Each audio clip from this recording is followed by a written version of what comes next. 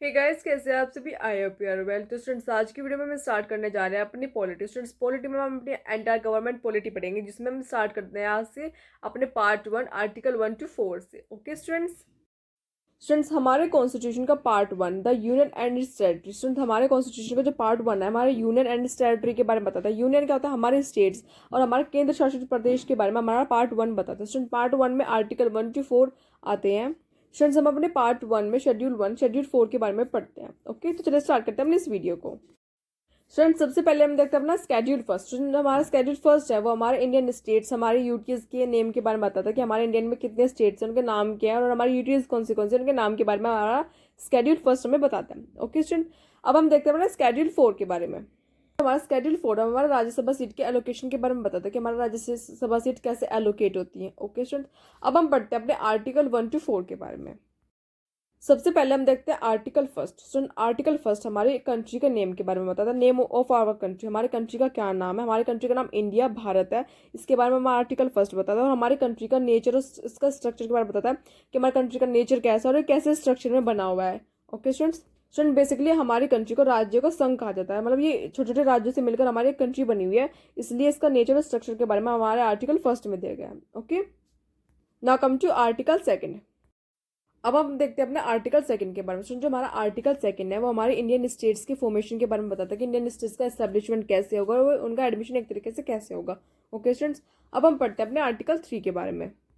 Student, जो हमारा article 3 है वो हमें अल्ट्रेशन के बारे में बताया है। अल्ट्रेशन क्या होता है? स्टूडेंट, जो हमारे भारत का हिस्सा है, जो भी स्टेट्स हैं, उनमें क्या क्या चेंजेस आते हैं, कैसे कैसे चेंजेस आने चाहिए, और उसमें मतलब उनका जो एरिया है किसी भी स्टेट का वो कैसे इंक्रीज होगा, कैसे डिक्रीज होगा, फिर जो हमारी इंडियन स्टेट्स की जो बाउंड्री है उन्हें अल्टर कैसे करें, उनका नेम कैसे चेंज होगा, इसके बारे में हमारा आर्टिकल 3 बताता है। ओके स्टूडेंट, आर्टिकल 3 को याद करने का एक फॉर्मूला है फिदा। फिदा की एक ट्रिक है जिसके नाम से आप याद कर सकते हैं आर्टिकल 3 को।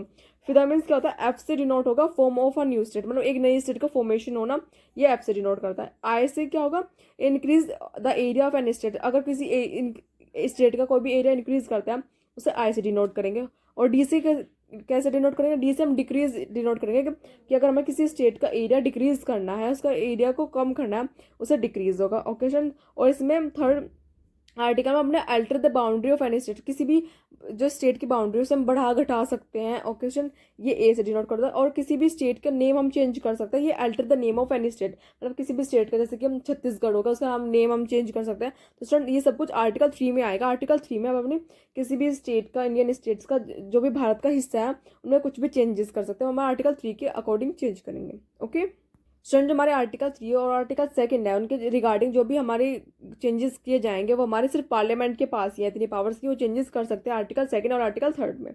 ओके, और स्टूडेंट, जो हमारी यूनियन टेरिटरीज होती हैं उनमें कोई भी चेंजेस करने होते हैं वो हमारे पार्लियामेंट डायरेक्ट चेंजेस कर सकते हैं, उनसे किसी भी सीएम वगैरह से कोई भी मीटिंग करने की जरूरत नहीं है। इसमें जो हमारे पार्लियामेंट होते हैं वो सीधा एक तरीके से चेंजेस कर सकते हैं हमारे टेरिटरी में। Okay students, now come to article 4।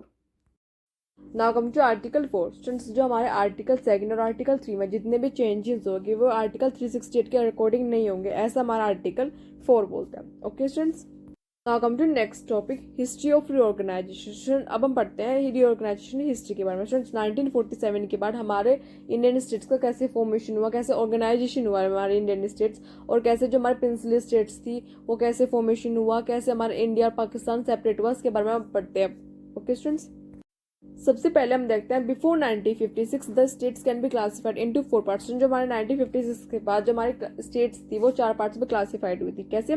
Part A में 9 फॉर्मर गवर्नेंस प्रोविंसेस आए थे। पार्ट बी में हमारे 9 फॉर्मर प्रिंसली स्टेट्स आए थे।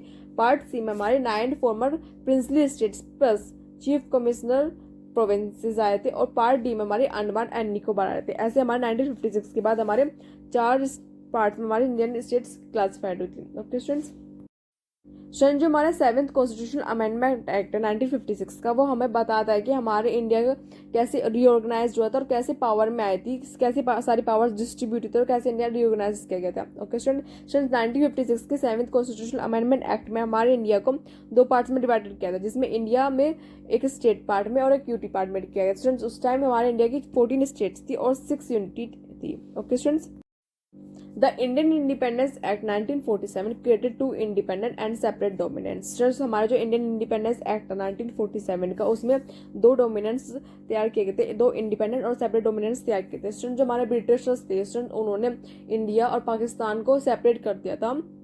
और स्टूडेंट जो हमारे 552 प्रिंसली स्टेट्स थे, उनके सामने ऐसी शर्त रखती थी, या तो आप इंडिया को ज्वाइन कर लो या आप पाकिस्तान को ज्वाइन करो या फिर रिमेन इंडिपेंडेंट रहो। तो स्टूडेंट्स 552 प्रिंसली स्टेट्स में से 549 ने तो इंडिया को ज्वाइन कर लिया था। जो बाकी बची 3 थी, हैदराबाद, जूनागढ़, जम्मू कश्मीर, उन्होंने मना कर दिया था कि हम इंडिया को ज्वाइन नहीं करेंगे। ओके स्टूडेंट्स, लेकिन कुछ टाइम के बाद और कुछ ऑपरेशंस की वजह से इन्होंने बाद में ज्वाइन कर लिया था इंडिया को। जैसे कि हैदराबाद ने ज्वाइन किया था इंडिया को by means of police action की वजह से इंडिया को ज्वाइन कर लिया था हैदराबाद में, जिसे ऑपरेशन पोलो के नाम से जाना जाता है। और वह जो हमारा जूनागढ़ था, उसने रेफरेंडम की वजह से इंडिया को ज्वाइन कर लिया था। ओके, तो स्टूडेंट्स ये थे हमारे आज की वीडियो में। If you like the video give it thumbs up and press the button. Thank you so much, bye.